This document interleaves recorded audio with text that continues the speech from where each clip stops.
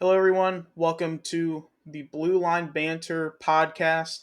My name is Ben, your host. Co host Nico is here as well. What up, gang? Yeah, this is our first episode recording today, a couple days before opening puck drop for the St. Louis Blues. And we just wanted to bring you guys some quick content before the start of the season. But first, go ahead and introduce ourselves. My name is Ben. I used to live in the St. Louis area, now live in the great state of Florida. Um, been a Blues fan for all my life. It's definitely been a journey being a Blues fan over the years, but uh, nonetheless, big time golfer. Love Cardinals baseball as well. Um, but yeah, My turn now? yeah, your team now. Are you sure you're gonna give me a chance here? No, probably not. Wow. Piece of shit. Oh no. Uh, what up, gang? I'm Nico. I was from St. Louis, and I have moved to the great state of Florida. Just kidding. No, I'm in Arizona. I'm in a very hot state. It's nothing great. You wish. Um, got into hockey a little late. Started as a football guy.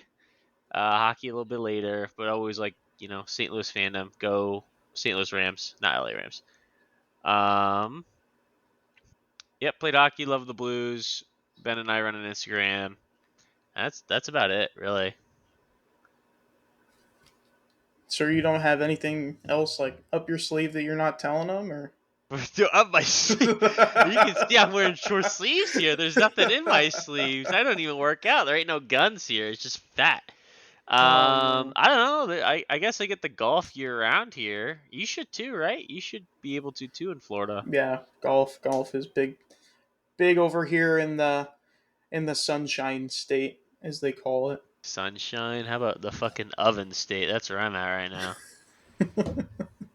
If you ever want to feel like what it's like to be a chicken nugget, just come to Arizona.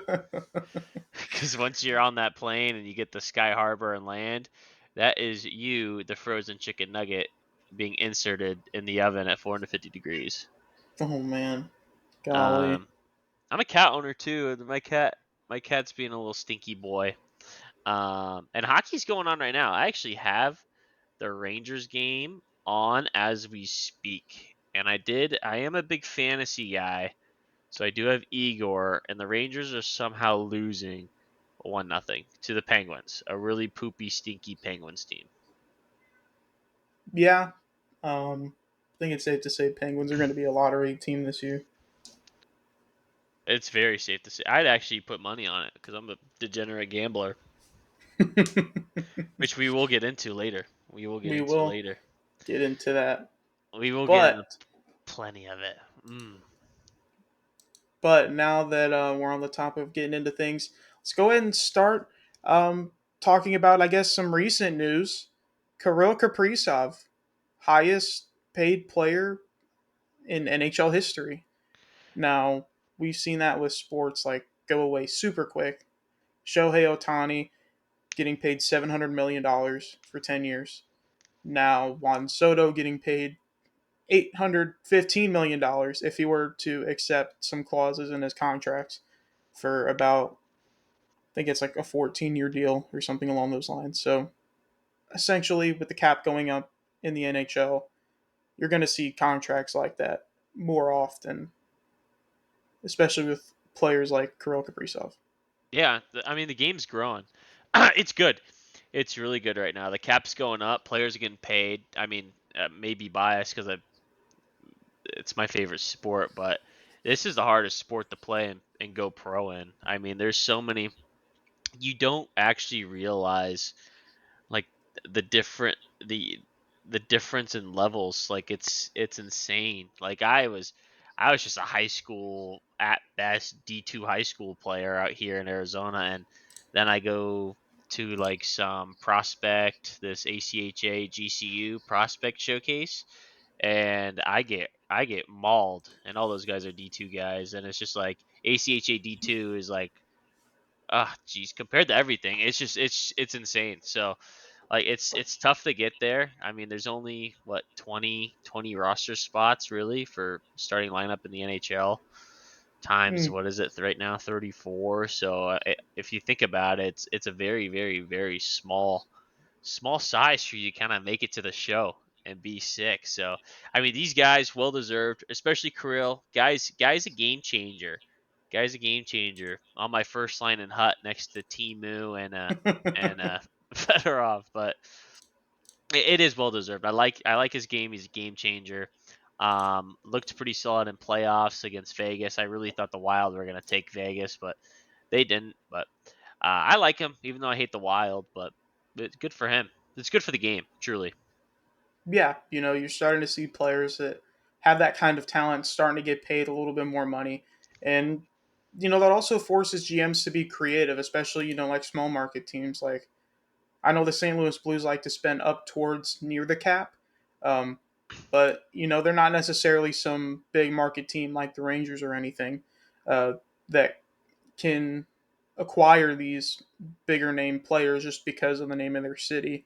Um, but this is going to force GMs to really kind of do what the Colorado Avalanche did, as we saw in the 24-25 season, and trade away pending UFAs that they might be superstars, but uh, haul a really good return. Like Martin H just isn't some absolute bum. Like he's genuinely like a McKinnon Jr. in a sense. Like he's a great skater, very good point getter, just overall great forward, and still has some term left on his original contract that he signed with Carolina. But yeah, it's an interesting situation where like going in with the NHL just because teams aren't going to want to shell out that kind of money, which is rightfully so. But the Wild are also in a situation where um, they can do that for Kaprizov just because they aren't really necessarily like they weren't paying anyone long term like him. Obviously now like Faber, Boldy, Rossi, still paying Eriksson, but Kaprizov is obviously the guy that you want to keep. Yeah, Kirill is a dog, and it is crazy. And you make a good point with the Avs. Like since they have the Mac Daddy, like it was a little bit easier for Rantanen to get moved. And they do bring up Nietzsche's, but I mean, I don't know if you've seen it. I don't know what the rumors are out there about Nietzsche's being unhappy or something, but I'd be a happy camper if a cronky team that's pretty successful kind of falls off the deep end here, huh? Especially the Yeah, Avs. seriously. They always, oh man, that two back to back playoff series where they just bend it over and stick it up our ass. Like I was pissed off. I was like, fuck, man, the Yeah, stupid, seriously. the stupid, and I just can't stand because every single hockey edit I see on my damn TikTok is the Nate Dogg coming in and fucking skating by the terrorist Nick Leddy and just Mm. roofing it on Billy Huso, and I'm like, oh, dude, I can't stand, and I hope you feel the same way, Ben. And I was feeling this way on these new NHL commercials, and I'm gonna rant a biased rant here. You know these new NHL commercials right now, anything you see Blues, and pay attention to it. Anything you see Blues on them is them getting scored on. It is Jack Eichel doing a sick, neat little backhand forehand goal on Benner in Vegas, and then it's that stupid little prick Connor Bedard. He's not a prick. He's good at hockey, but he's a Blackhawk, so I have to say it. Um, uh, Doing the stupid Michigan where they still lose. By the way, they still lost that game. The Chicago Blackhawks lost that game. I'm just letting you know, and I'm holding it. Maybe I'm being a little a petty pussy, but guess what? It is what it is, brother man. And I'm gonna complain when I feel like complaining about this little fucking twerp. Yeah, it's interesting you bring that up. Like the St. Louis Blues aren't by any means a top like five team in the NHL, and you can go like in my personal opinion, they have the chance to be a top 10 team this year. Um, but with that being said, they're an up and coming team, and it's interesting the situation they're in. Like, because in my personal opinion, I think a hot take for the St. Louis Blues this year that could end up paying off is them being a top four or three team in the Central. But you're totally right. Like the St. Louis Blues don't get any media love anymore. The last time they got any sort of media love was really whenever they drop their jerseys or whenever they go on like some sort of historic run. Other than that, you really don't see like the St. Louis Blues getting a ton of love, which again, they haven't really been top of the league in a little bit, like 3 years or so. We've been out of it. Like 24, 25, you made the playoffs, but for the most part, you were irrelevant for a good portion of the season until Monty came over. 23, 24, you had 94 points. Solid, very solid season. Most seasons that gets you into the postseason. And then 22, 23, need I say more? That's one of the worst seasons I've seen the Blues play. And, they didn't even get the number one overall pick in the draft. And that just goes to show that the Blues are always competitive. They're always in it. They're always a playoff team. But I think it'll be interesting seeing what media the Blues will be in, and sort of like NHL posts on Instagram, Twitter, TikTok, whatever it be. I think the Blues are going to be a very interesting team to follow. Well, they should post all 50 goals that Snuggy's going to score this season is what they should do, because they're all going to be sick, nasty, bar down. Snuggy is going to be gross, but the biggest thing with that though is like the Blues don't have like a big time superstar.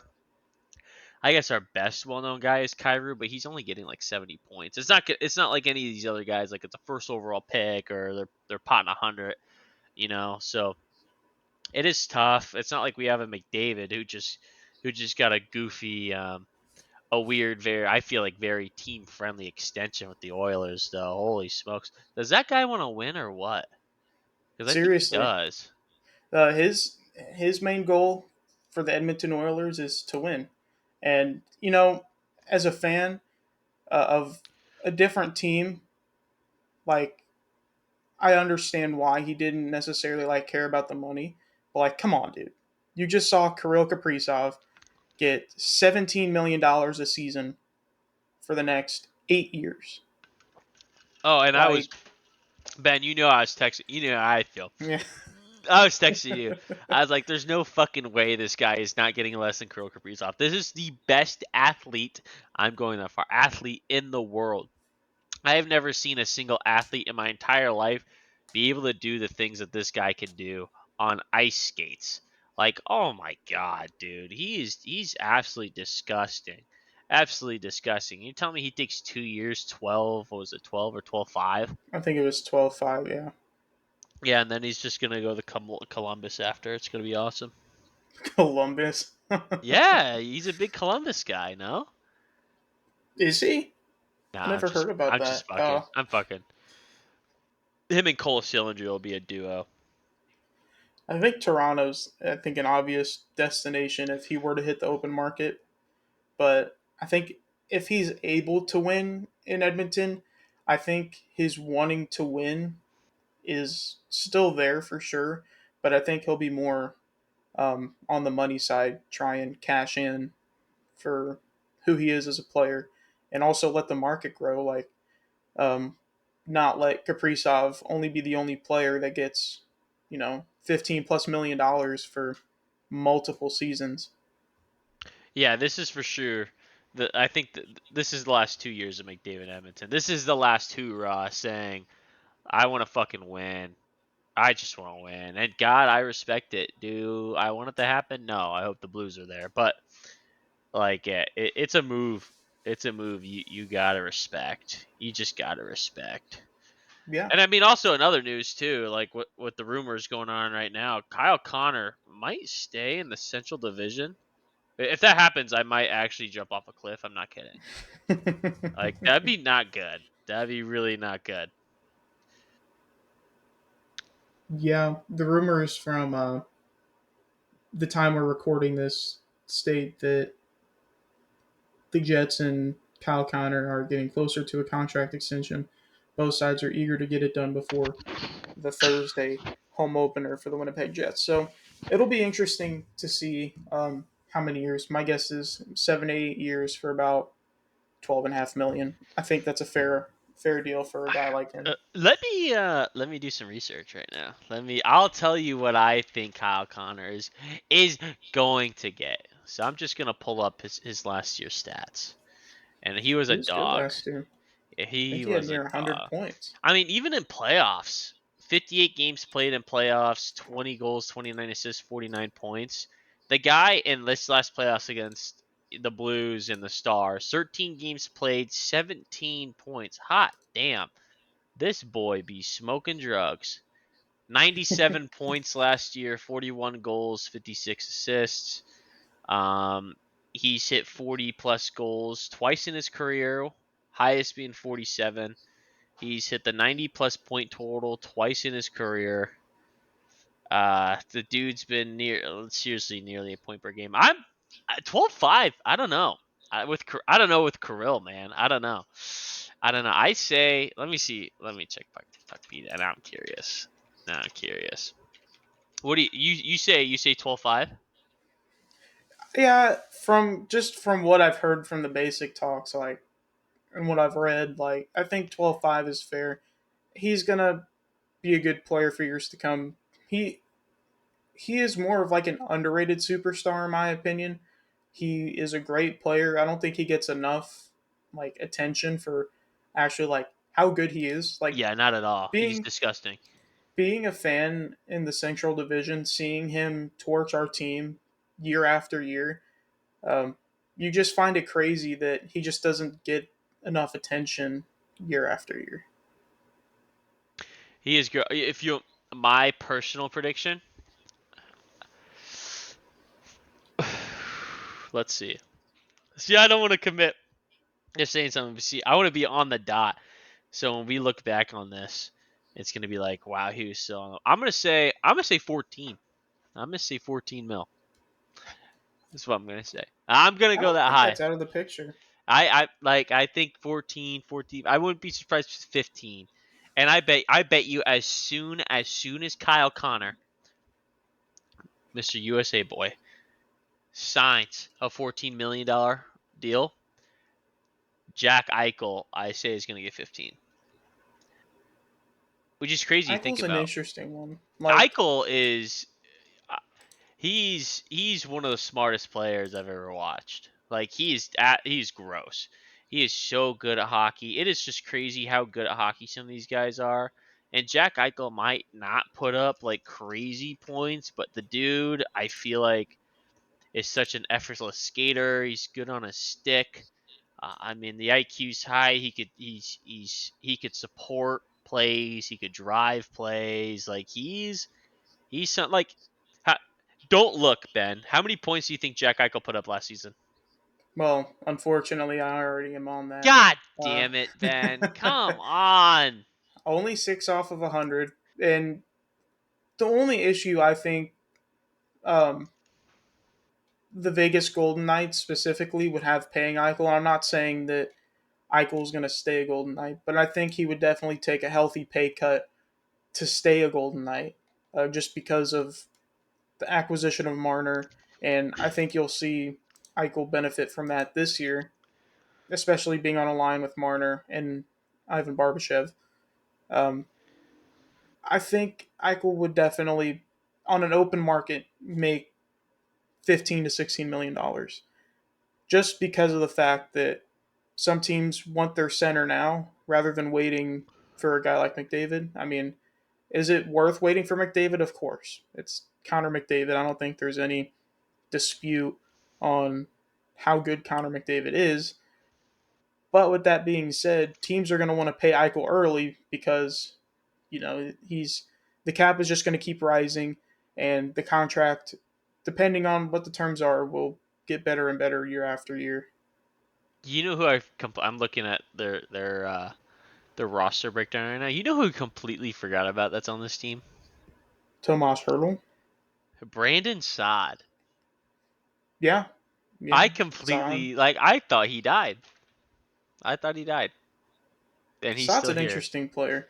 Their forward depth is honestly, well, let me rephrase. Their center depth is insane in my opinion. The fact that you have Tomas Hurdle on your third line, uh, playing center is just mind boggling. You're paying him $6.75 million for the next 4 seasons.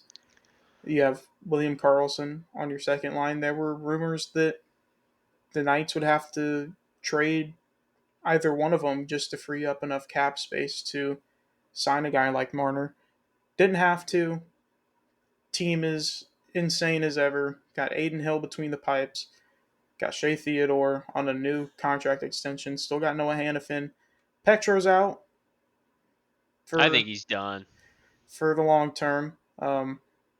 But yeah, it's an interesting situation that Vegas has going on.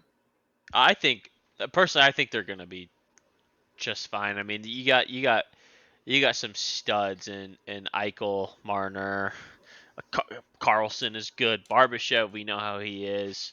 Brett Howden's a nice support. Keegan Colasar is a good fourth liner. Riley Smith is good support. Brandon Saad's good third line of support. Pablo Dorofeev or whatever, however the hell you say his name, Mm-hmm. he's a little shifty with it too. But like the biggest thing I see is Aiden Hill on goalie. It's like ugh. And then their defense is looking fine, even though Alex Pietrangelo, I truly do think his career is over. Um, like they still have some, they need to fill out that right side, but I mean, you still have Theodore and Hannafin, like for a left side 1 and 2. Like I think overall, I don't know. Vegas is weird. They'll figure it. They like to pull shit out their ass and say we're all right. Seriously. Yeah, they'll drop the next 6 first round picks and say, all right, let's pick up Cam Fowler. Hey, you know what? If they want to waste a first round pick on Cam Fowler, by all means. Waste? By all means. Excuse me? Listen, I think Fowler is a stellar defenseman, but it's the fact that he's an aging defenseman. He's currently, what, 33, 34 years old on a new contract. He's 6.1 24. million isn't bad. Yeah, he's 24. 24? Yeah, he's 24 years old. You didn't hear? um, but I guess we can jump into this Cam Fowler extension being a 3-year deal or $6.1 million. It's an interesting extension because it's before Philip Broberg and Dylan Holloway, which I think throws a lot of people off. But with that being said, I don't think that they would make that move if they didn't know that they had Holloway and Broberg in the bag. Like, it just doesn't make any sense to me why they would do it if they didn't know, or if they felt as if Broberg and Holloway were going to be leaving in the next, year or two, or as if they couldn't extend either one of them long term. Yeah, I mean, also keep in mind that um, if you think about it, it, it's a bad way to think about it. But Cam Fowler here is essentially for a year or two free. Um, I know the LTIR thing is, you know, been completely juggled with everything, but you will be exempt of that cap if that player is not going to play the entire season. No regular season, no playoffs, no preseason.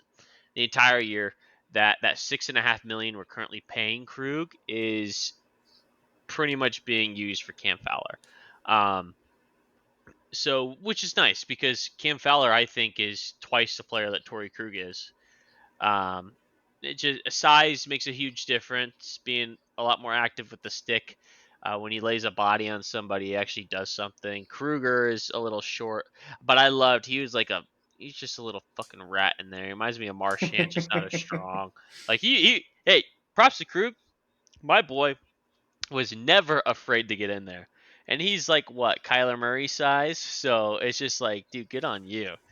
You know what I mean? But Fowler coming in is huge because I did like Broberg on the second pair, and I felt like at the start of the season, Broberg and Falk had a really good thing going. Um, and Falk occasionally dies from time to time, but hopefully maybe we're able to see a Broberg Mayu type of pairing on the second. Maybe halfway through the season, towards the end of the season, which I think would be really fun. I don't know. There's a lot of fun things on this team that I'm excited for and hyping and drooling over. But I mean, I'm down if you want to. Like, we could just jump right into the whole offseason review. We got this whole thing planned out, a Yeah. whole offseason review that we're gonna go over. Number one here, Zachary Bolduc. Smell you later, bud. Smell ya. He gone. Bolduc traded for Logan Mayu with the Canadians. Um, I like the trade. We have Carbonell that's coming in, Snuggerud, Kairu, and then we still have Joseph and Texier here. We have plenty of wings on the squad for now and for the future.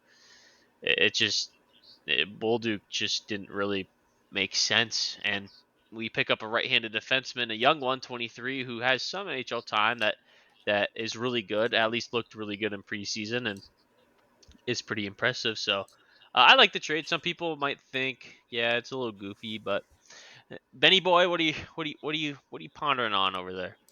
Really, I think it comes down to this. Armstrong made it as simple as this: it's an apple for an apple, and it is when you look at it. Two young players that have high potential in their respected position are being traded for each other, both becoming RFAs at the end of this year. I think for the Blues' sake, it definitely saves them more money. Because if Bolduc has another good year, if he has another good year like last year, there's a world where he could be asking for $5 to $6 million for like a 3 or 4 year deal. Yeah, I think Bolduc is a super talented player, but we just don't have any room for him to grow. Like there's just no room for him to really prosper as a player. Like yeah, he could be a great third line player and all, but you also have to think of it as like a respect thing for both sides. You want the best for the player, and the player wants the best for the team. So in that moment in time, you know, you're helping your team, but you're also doing Zachary Bolduc a favor and sending him into a position where he can prosper for an amazing young team, uh, playing second line minutes, and will definitely get power play minutes. It's where he thrived most with the St. Louis Blues. He's a great physical forward that scored nearly 20 goals last year, playing in that third line role. Um, but not to mention Dalibor Dvorsky coming up. Like even him, like you don't necessarily have a guaranteed spot for him just yet. Just because you're in this phase of like, okay, we can compete with who we have. We want to throw Dvorsky in there eventually. He's going to be the eventual two or second line center for this team. But as of now, especially after signing Pia Suter, who we'll get into later, um, it makes it really difficult for a guy like Dvorsky to get a shot at the NHL level. Just as you mentioned, Joseph and Texier, like who knows what's going to happen with them? Like, are they going to be put on waivers? Are they going to be uh, just sitting in the press box the whole year? Like, what's going to go down? But I like Mayu. He's a very good puck handler, a right shot D, as you mentioned. Like that's definitely something the Blues needed. They lack that in their prospect depth. Like, yeah, you have Adam Murachek, Matthew Kessel, Hunter Skinner, which, by the way, I think we can all agree looked dog, great. Looked dog. Yeah, great. yeah. Hunter Skinner actually looked like a dog. Get Tucker out of here. Get Tyler Tucker out of here. Give me. Hunter Skinner actually was very impressive this preseason. And I know we were talking about Dvorsky, and we don't have a lineup spot for him. Uh, maybe a maybe a mm, maybe a shocking opinion, but I don't think he's ready yet. I think he needs to work on his skating like a lot. I feel like he doesn't have, at least when I look at him skate, like it seems a little awkward. It's not as smooth, and I don't see a lot of speed or explosiveness. He could drive plays. Like, he's got good IQ on him. Like, it's not like he's gonna make a lot of mistakes, but if he wants to take over a second line center role, like, you gotta get skating. You get with the best power skating coach in the world and do whatever you have to do with him, if you know what I mean, to kind of get there. Yeah, totally. It's like you said, like he can be this insane playmaker. Like, and I think he could totally be a point per game player at the NHL level when he hits his peak. Who knows what could happen? There's a chance where he could totally blow past being a point per game player and excel just because like how good his game sense is. Like he was almost a point per game player at the AHL level at the age of 19, which is insane. Like you don't see it that often that a player thrives like that in the American Hockey League. Yeah, and Um, one of the probably the best shot now that Snuggerud is, and on the team, the best shot that our prospects pool has. Uh, his one timer on the right hand side is just disgusting. I don't know if you watched him with mhm. this. Where was he? Sudbury Wolves, right? I'm pretty certain. Yeah, he was something else. Like he was absolutely disgusting. But that's why we kind of made these signings for 2 years with Nick Bukestad and Pia Suter, just to kind of like hold down the fort until Dvorsky's ready. Yet also giving us a little bit more size and depth and more scoring. Like Suter for us for 2 years, 4.125 mil. Suter brings scoring. What do you have? 20 plus goals last season. I think this is gonna. Right now they have him either in between Holloway and Cairo or Neighbors and Joseph. I think he's a good complement, a really good complement to whatever line he's on, and will be able to score some goals. And Nick Bukestad has some offense to him too, and he might be old, 33 years old, but he could pretty much be put anywhere in the lineup and do okay.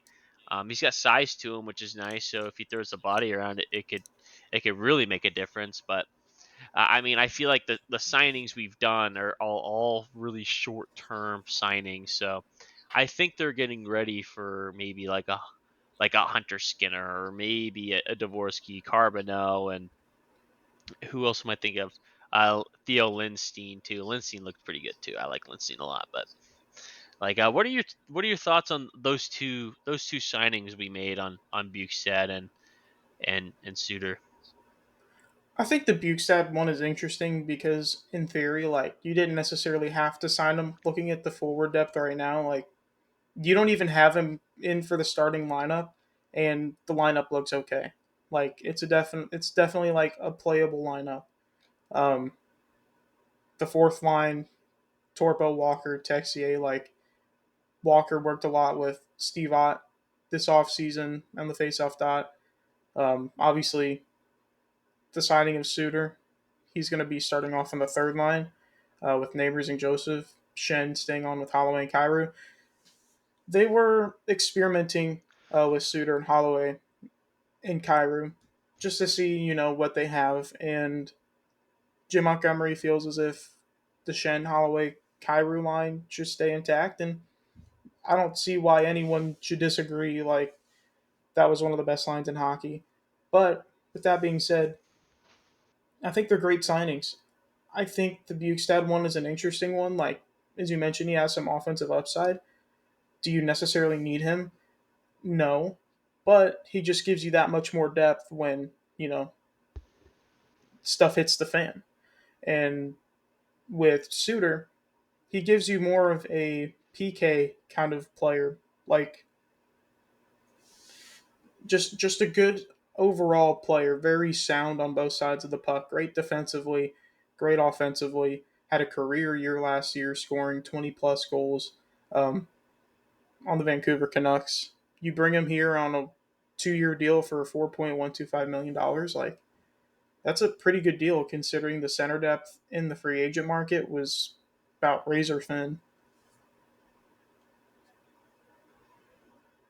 Yeah, I mean, Pia Suter, I dig it, but you know what was crazy, and we were texting a lot back and forth during the time was all these Kyru rumors out there. Like, why do we gotta trade Kyru?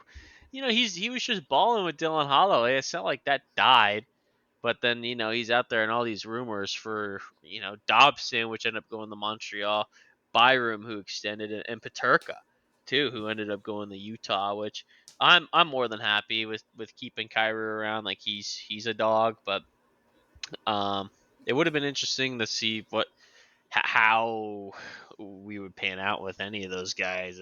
I don't know. It'd be weird. It'd be strange. I find Paterka interesting. Like he's a very good young forward, and I guess that would be kind of sending the message that the Blues aren't necessarily trying to compete for the next like 2 years or so, maybe even like the next year, like 25, 26. While we're going to be like somewhat competitive, it's not really where we kick it into high gear if you were to trade Kyrou for Paterka, because Paterka still has holes in his game, and so does Kyrou to an extent. But with Kyrou, you can almost guarantee yourself a 65 to 75 point player who scores, you know, 30 goals. 35 plus goals. Yep. And, there's a chance that he gets to 40 going into this season. Like, I think he has every opportunity to do it. Um, but Dobson and Byram makes some sense for Cairo. Overall, it makes your team better. That also means you don't trade for Logan Mayu, and you get to keep Zach Bolduc, and he gets the chance to flourish as an NHL player, a top six potentially. Um, I mean, you could even throw neighbors in there, but still, the chances for Bolduc become that much better if you were to get rid of a player like Cairo and bring in a Dobson or Byram. But overall, like I said, I think Paterka would have been an interesting one. I don't think fans would have been too thrilled. If it was Dobson, I think fans would be through the roof happy. Only issue is you have to extend him, but you get off $8.125 million with Kyrie. So realistically, almost replace that. If not, you spend like almost $2 million extra to bring in Dobson. Yeah, I think I'm gonna check this right now because we're gonna get sponsored by DraftKings.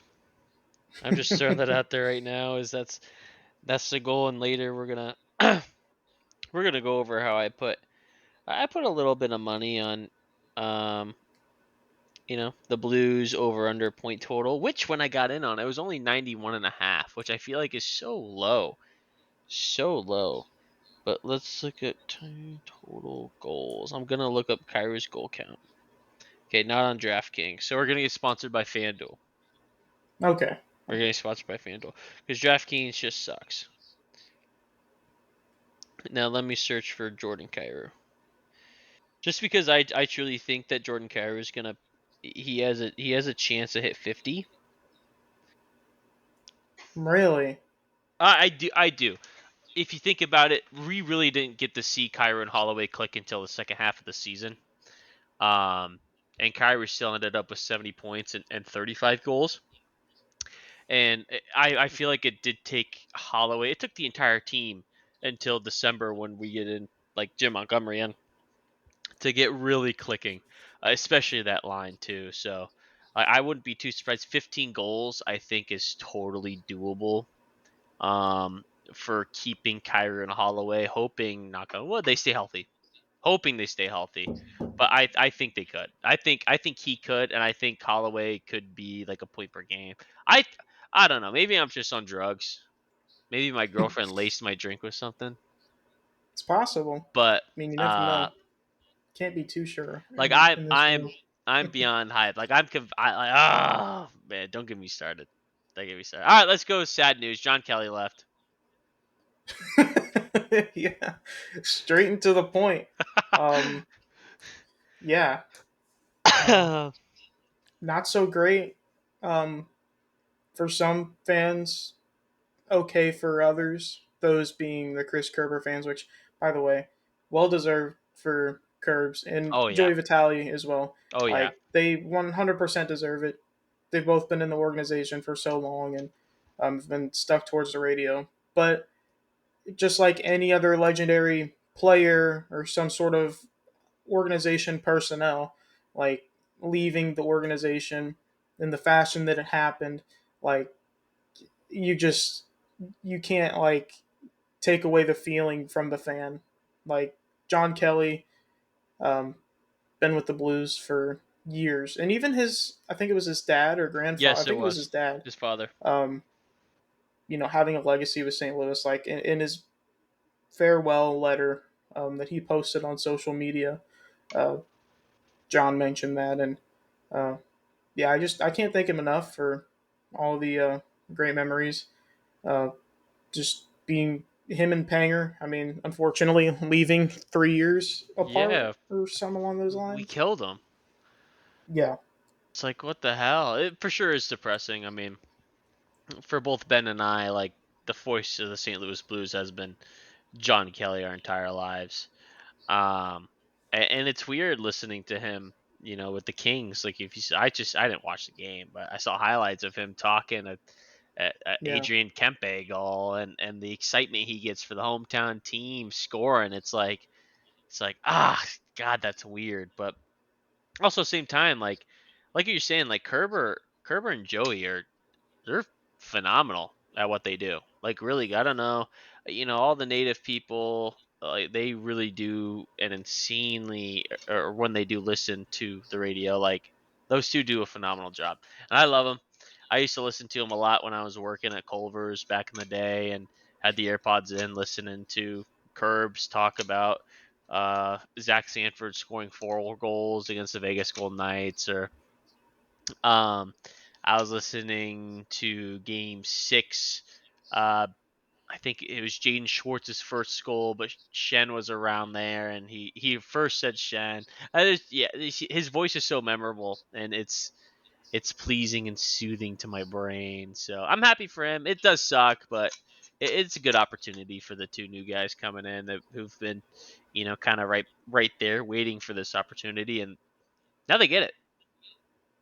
Right. And, with the Blues rebranding of the jerseys, with the way that this team is going, you kind of figured that eventually, like, change was inevitable around the entire organization, especially now with Steen, like, becoming GM, which we'll also, like, touch on that later. Uh, just the change around the organization and in a whole kind of like gave you a feeling, okay, how much longer does John Kelly actually have?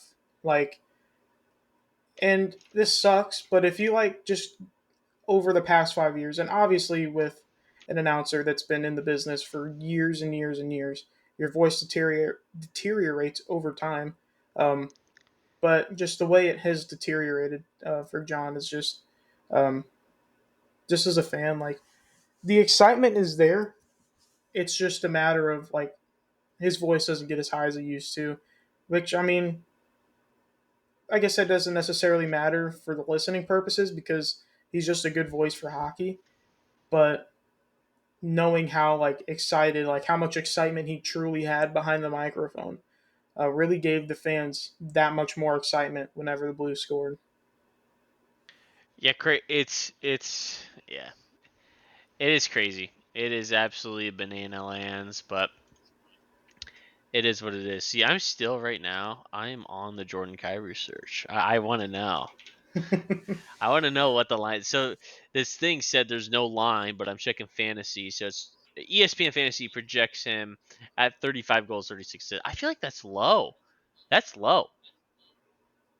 I think that's average. I think No, it's not average. It's low. Ben, it's low. Listen to me. Should be 50-50. I think Kyro's an excellent player, and Here we go. the way Montgomery sets up the defensive like tactics or whatever you want to call it, like from what the forwards have said, it just makes it that much easier for them to play defense. Um, the Blues are a much more dynamic team than what they used to be, and having Kyrou is great. Um, he's an excellent, excellent goal scorer, and yes, he could become a point per game player at some point in his career. I personally think that's around his peak. I think 40 is definitely like doable for him. 50, I mean, that's like a way out there hot take, which I mean, I don't necessarily think is totally out of the picture, but I just don't feel like it's this season. Nah, it's this season. I mean, if it is, I guess I'm not complaining. You better not. You better not, because when it happens, I'm gonna call you right away. I'm gonna be like, Ben, he did it. Jordan Kyrou scored goal 50, and you're gonna have to give me $50 or 30 golf balls. And 30 golf balls. Yeah. Okay, what if he doesn't? We move on with life. All right, next up, Oh, next up on our list, Milan Lucic, big bad boy, big rat bad boy.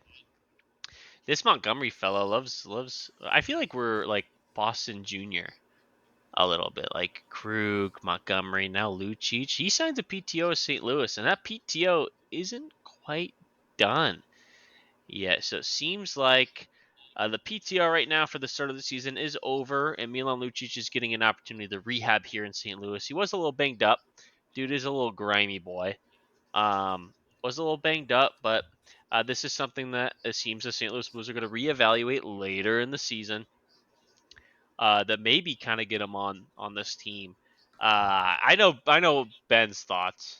I know Ben's thoughts, and I don't watch too much preseason, but I do like having this little fucking shit, this this dog turd out on the ice. Like I love the idea of him just going out there and getting his knuckles bruised. Like just go out there and be a piece of garbage. And that's what he is. Like just do that.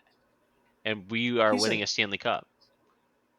I mean, hey, if that's what it takes to win another cup, um, by all means.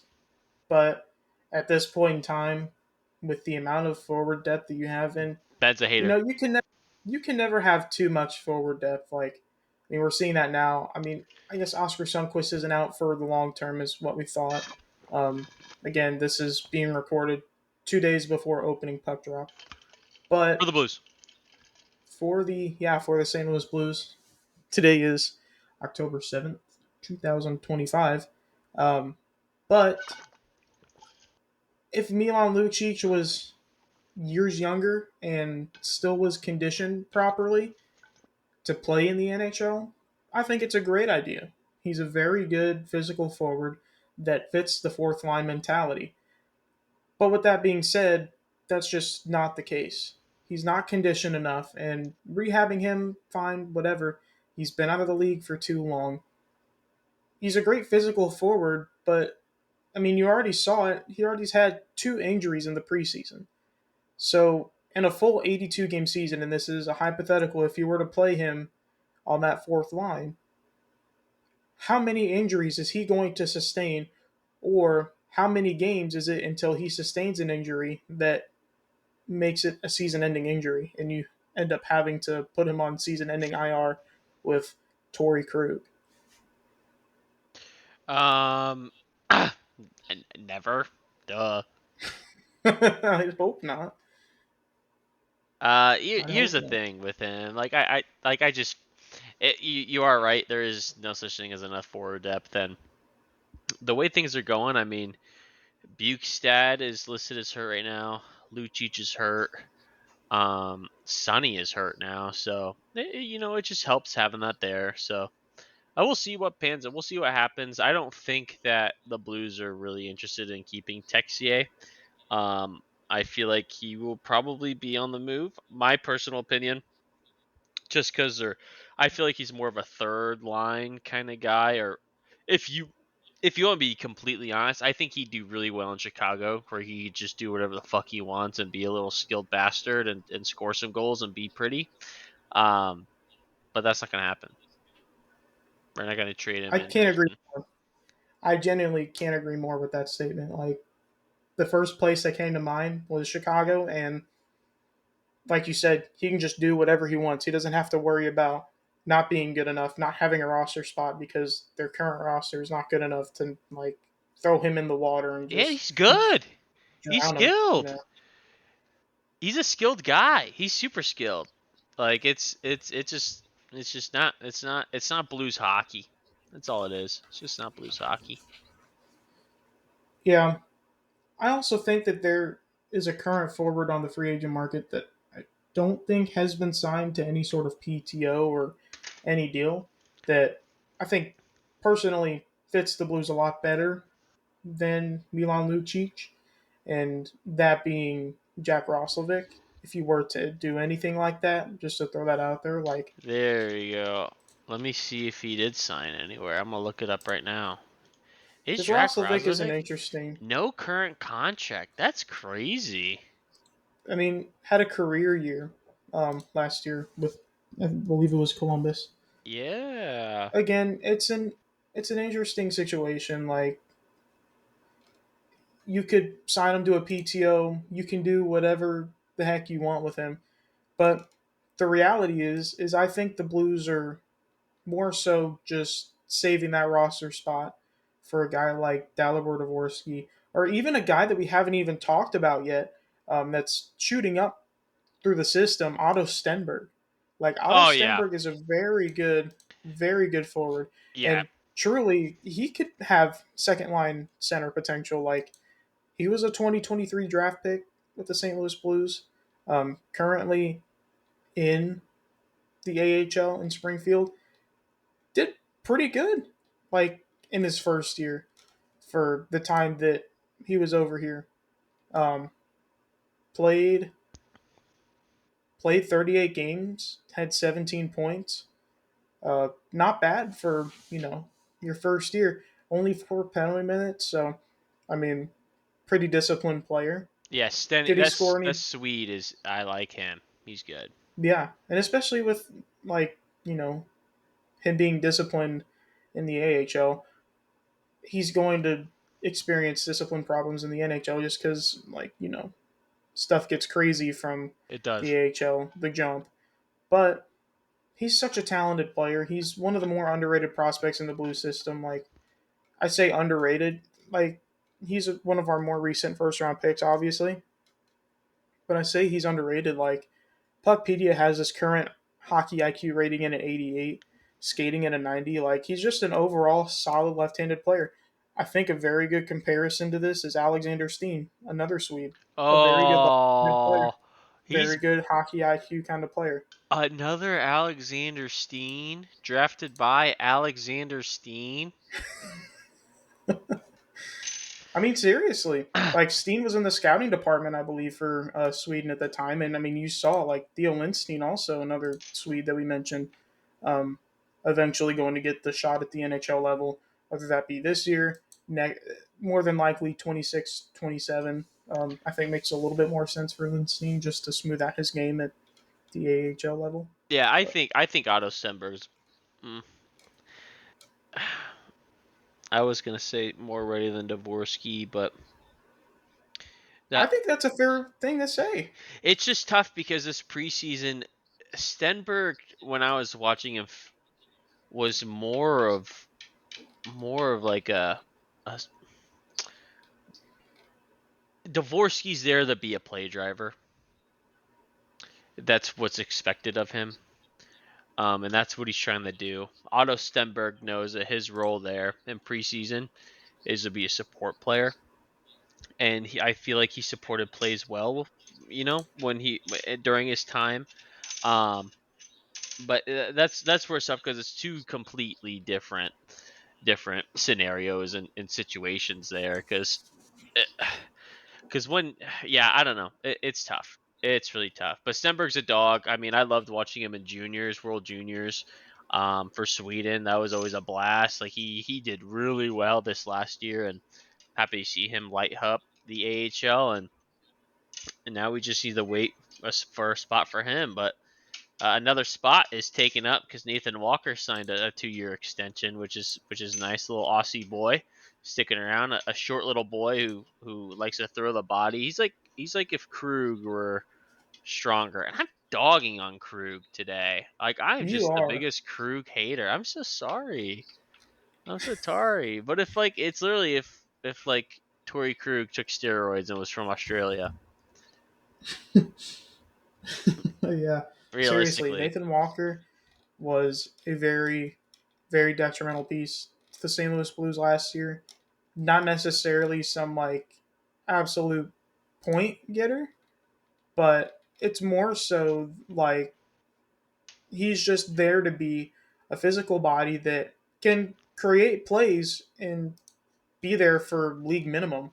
Like, truly is one of the better fourth liners that I think the Blues have had in a while. Personally, I was not a big fan of Walker going into 24-25. Wow. Even I after he wasn't scored 4 goals against Detroit, you piece of shit. going into that season. I honestly thought that we had a chance to be good, and obviously we had a very very good year. Um, but it's more so that I just like the idea of having Texier, Joseph, Neighbors, Bolduc. Um, I'm forgetting some names exact, like Sunquist on that bottom six, Foxa, more than having Walker on there. Just Yeah. because I think Walker, like, he's again a physical player, but I don't think he has the offensive upside as a Matthew Joseph or an Alexander Texier. In a perfect world for either one of those forwards, I think they're a 20 goal forward. Like if they get chances, like if you were to trade Matthew Joseph to a team that will give him second line minutes, I think Matthew Joseph is a 20 goal scorer. I think Matthew Um, Joseph already has scored 20 goals. with Columbus, I'm No, it pretty was certain. Ottawa. Or not Columbus, Ottawa, excuse me. I don't know Yeah, why I'm talking about Texier. cuz I like. Let's see. Uh, Stop the yawning. the best he did was 13 goals. But he did have 35 points with Ottawa, so that's not terrible. 35 points in 82 games for a third, fourth line guy. That's all right too. I mean, yeah, 13 walks goals for a walks third is or a fourth line dog. It's player like is if good. Torrey Krug had sex with a bear and they made a baby. It's just like a little gremlin on that fourth It line. is a little bear gremlin, and his name is Nathan Walker. I'm gonna start calling him a No, If I ever meet him, I'll be like, "What's up, gremlin?" you're like, And then he'll he'd probably be like, "What are you talking about?" Nah, I feel like he'd understand that like he's such a sweet guy until he's not. And I feel like that's a gremlin. Well, Yeah, I what's the pre-gremlin? Do you know what's the pre-gremlin? Their pre-transformation shit? They I still don't called know. gremlins? I'm not really a gremlin expert. I know someone who is. I can ask him Do you um, actually? after. No. I don't know if you had a friend who really liked the movie or something. I don't know. How am I supposed to know? Oh my How word. am I supposed to know? All right, we're moving on. Colton Ellis claimed by Buffalo. Personally, me, I don't really care too much. We're gonna have a 1A 1B situation with Hofer and Bennington for a long time because I'm on the firm belief, and Ben and I talked about it before this, that Bennington will retire blue, and that's my hot take. Not really hot, but it's a take. Yeah. Um, I agree full heartedly. That Ellis isn't gonna necessarily be like missed as much as if it were like a Joel Hofer being signed as an RFA, which I guess we can talk about that as well. Hofer getting a 2 year extension worth $3.4 million. Really? And yeah, Did you post that? I Because if you don't want to be honest remember. with you, I do not remember that at all. Um, I believe that was, I don't know exactly the date it was signed. I believe it was early on in the season or early in the offseason. Yeah, June 28th. Is when he signed that 2 year deal to keep him out of RFA status, or at least hitting the market as an RFA. So good for Hofer. But with Colton Ellis, your AHL team definitely takes a hit. You now throw in Will Cranley and Vadim Zarenko as your 1 and 2 as the goaltenders. Um, but as far as the NHL level goes, you're not really concerned. Bennington and Hofer have been carrying you the last 3 years as far as um, being relevant. Like, if we truly want to go back to that 22-23 season, the only reason why the Blues weren't a top 5 team in terms of lottery pick is because of Jordan Bennington and Joe Hofer. Well, I don't know. I can't remember. Was Joe Hofer the goalie in a backup in 22-23? I think he He was, probably or was. some That part was of a it. long time ago. I was like 22 years old. I'm old now. Yeah, you are kind of old. Shut up, Ben. um, but yeah, so what exactly are your thoughts on Colton Ellis uh, being picked up by Buffalo, who, which, by the way, already have a solid core as Ukapeka Lukanen goalies and go. Devin Levi. Yeah, seriously, like I don't they know. current actually they Buffalo currently Buffalo is like a deformed cousin or something. Like facts. I don't know what they're building in there. You know those memes where it's like when people post like their transactions of fantasy football, and it's like, what's he Mm. building in there? That's how I feel about Buffalo. Like I don't know what the hell they're Seriously, doing. I don't know what they're doing. That place is a joke. But I'm gonna burn through the final little parts here because next up on the list we have Jimmy Snuggerud. Is he winning the Calder? Yep, yep. I'm gonna check his odds. Sponsor us. I think they're Sponsor a us. lot higher than what people think. Like I think the chemistry between Robert Thomas and Jimmy Snuggerud is something to watch out for years to come. I truly think if Jimmy Snuggerud has a 55-point season this year, 55 plus, he earns himself an 8-year extension. Oh damn, 8 year. Oh shit. If you if you look at what the Blues did with Jordan Kyrou and Robert Thomas and viewed them as their core pieces going forward, they jumped all over him as soon as they saw some sort of progression in their talent. I know maybe the sample size was a little bit bigger for them, but the fact that you're already putting this much faith in Jimmy Snuggerud and he's going to be an RFA after the 26-27 season, um, you're going to have to sign him sooner or later. And I think you could definitely capitalize on something now rather than, waiting after the 26-27 season when he's likely a 30-goal scorer. What do you think that what's your number? What do you think? 8 years? What? I, I think you could honestly get by with a Say a very number. similar contract to Robert Thomas and Jordan Kyrou. Oh, he's I going Robert genuinely Thomas, Jordan think Kyrou. I think that's a very reasonable contract. Like for now, you're taking a big risk, but you did that exact same thing with Robert Thomas. You did that exact same thing with Jordan Kyrou, and look where that's got you. You've got two of the most underrated contracts in all of the NHL.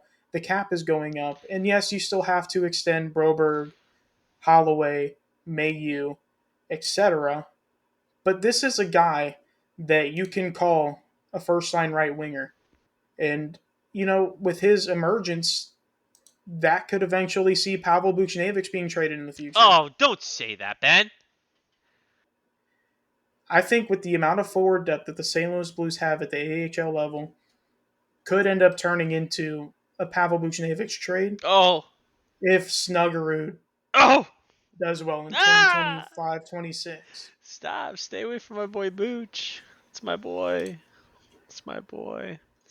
Yeah, Snuggy's gonna be good. Snuggy's gonna be good, and I think he could get paid. But um, something else too I wanted to touch base on is the Vegas has Blues at 91.5 points. 91.5 points. I personally feel like that's low. That's Yeah, really low. I could see them being around high 90s, like 98.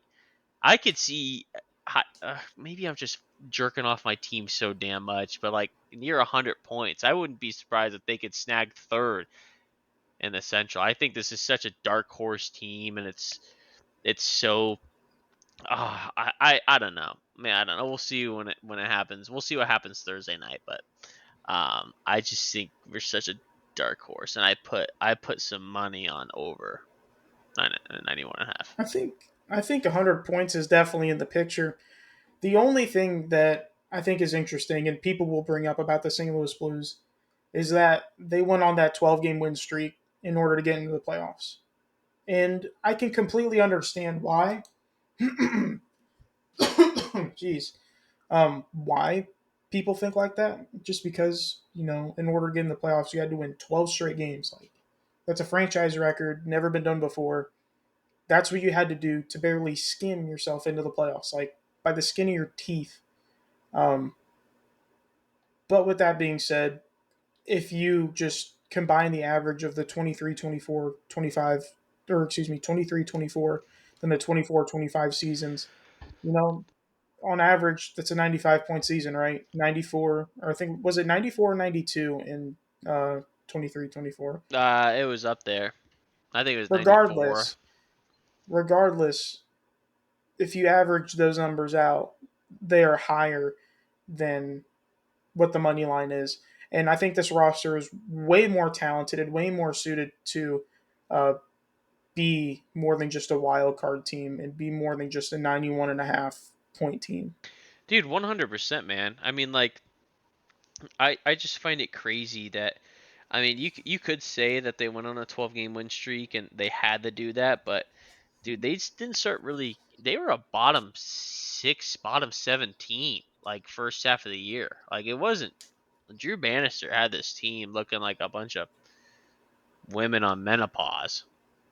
Seriously. Like he was girlfriend didn't like that one, I guess, huh?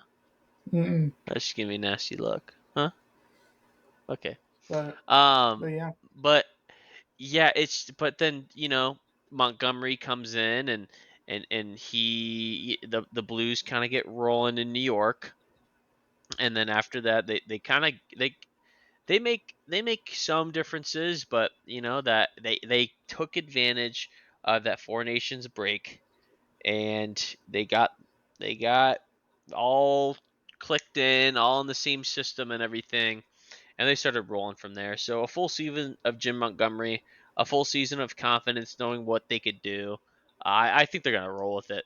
Personally, I think a lot of people overhyping a bunch of teams out there. Like the Wild have a little too much hype, especially if Kaprizov is in or out healthy or not. Utah is so overhyped. I know they got hurt last year, but I saw Vamelka in Arizona. Man, that brother ain't it. That brother is not a full time starter. I don't even know who their backup is. Like Nashville ain't it. Chicago ain't it. Colorado, if they still had Gorgiev, I'd put us ahead of them. But Blackwood is a fantastic goaltender, so I feel like St. Louis and Colorado will be battling for the three spot, and I think Winnipeg for sure has secured um, first, and I think Dallas will be right there at second. I think there's one major factor into what the St. Louis Blues do this year, and I think that heavily relies on the consistency of the goaltending tandem. Like, they don't have to be at a Vesna rate, like a 920 save percentage and a 2.3, 2.4 goals against, but you need them to be consistent in order to win. Like, the defense is solid. Like, you're definitely taking a major risk on Logan Mayu, in my opinion, just because, like, his defensive ability isn't like anything outstanding. I think him and Tucker are a great pair just because, similar to like Broberg and Falk, like Falk is a more offensive defenseman. He can join up on the rush while Broberg is also some sort of offensive defenseman, but is can be very like well suited staying back and not necessarily having to join in on the rush, or makes up for Falk's mistakes essentially. Similar to Tucker and Mayu, Tucker's a very good stay-at-home defenseman with honestly some decent offensive upside. We saw that in the playoffs and as well as later in the season. But I think the consistency of Bennington and Hofer is really going to determine how good this team is going to be. Yeah, it's gonna be tough too because you have a bunch of teams in the West as well that are kind of gonna like Anaheim's trying to make a push right now. Calgary is right there at the cusp. I think Calgary is the one who beat out Vancouver and ended up tying us in points. We just had the tiebreaker, or we won that game, or whatever it was. Mm-hmm. Um, in Vancouver, just keep in mind we are neck and neck with Vancouver, and still Vancouver came back late and force overtime and from Brock Besser, and the Blues still pull out. If only they could do that against Winnipeg in Game 7, that would have been pretty cool. But Jesus Yeah. Christ. Um, but yeah, I think the whole playoff picture in the West is going to be very interesting. Like I don't even know if the Wild make it. Like Demko could be back. There's so many question marks in the West for playoff spots. I think the Blues will make it, but everyone else just they're just we don't have half the league being terrible and half the league being good. Now I feel like it's a good chunk of the league being good and only for the five teams being absolutely terrible. I mean, even look at Montreal. Montreal was a bottom five pick what last year, 2 years ago, and then they make playoffs last season. Blues right there too, top 10 pick, and they're right there. Ottawa making playoffs too, and they're a top 7 pick, and I forget who they picked, but it's just it's crazy. It's crazy times. A lot of good teams, a lot of great teams. I think the Mammoth are very Boo! similar, Boo! very similar to, if you will, like the Buffalo Sabres in a sense. Like they're built on a very young core and relying heavily on it. They have like some players who have been in the league for like a Cows. little while, like Clayton Keller, St. Louis native. Um, Nick Schmaltz is a solid winger, but like I don't think that their young core can handle what the Central has to offer. And even as you mentioned, like the West, like another team that you didn't even mention, Los Angeles Kings. Like that's another team that Oh, they're winning the I division. think I genuinely think that they have a great shot at being a top three team Oh in yeah. their division. Like it's an interesting situation they're in too, because like Kopitar, this being his last season, you'd think that they'd want to go out and just absolutely Ball. ball. Yeah. Yeah. Here's what I think. Central Jets, Jets, Stars. Let's safe picks. Avs, Blues, mm, Wild, Utah, Preds, Chicago. And then in the Pacific, I really like I Kings 1, Edmonton 2. Give me it might be tough. Give me mm, I want to say Vancouver makes a bounce back and they go 3. Vancouver Where 3. does Vegas fit? Vegas is right after that 4. Yeah. Wow. Then Wow. then Calgary, Anaheim, and all the other stinkers. I don't know if I'm forgetting anybody, Like the but bottom two or three are just like absolute yeah, absolutely nobodies. nobody's. Maybe I'm forgetting a team. It's just completely The disrespecting Sharks, somebody. I Yeah, mean, people get are them talking down there, about bro. them No, they're the toilet bowl. pushing for the They're the playoffs. toilet bowl, man. Come on, they are My the toilet predictions, bowl. my predictions for the Central. Who was I forgetting? I think Winnipeg still takes number one. I think Dallas. Mm, Actually, switch Dallas and Winnipeg. I think Dallas takes over Flames, Kings. for the number one. Winnipeg number two. Colorado number three. St. Oh, the Louis number four. Kraken. I was forgetting about the Kraken. It's the Kraken. Yeah, um, and then Blues number four. Then we got the Wild number five. I think the Mammoth number six. Pred seven. Blackhawks eight. The Predators are going to be an interesting team just because like they could they could literally bounce be back. an insane team just with the amount of veteran like players that they have that are actually good, or they just have another season like they did last year and just do absolutely nothing, right?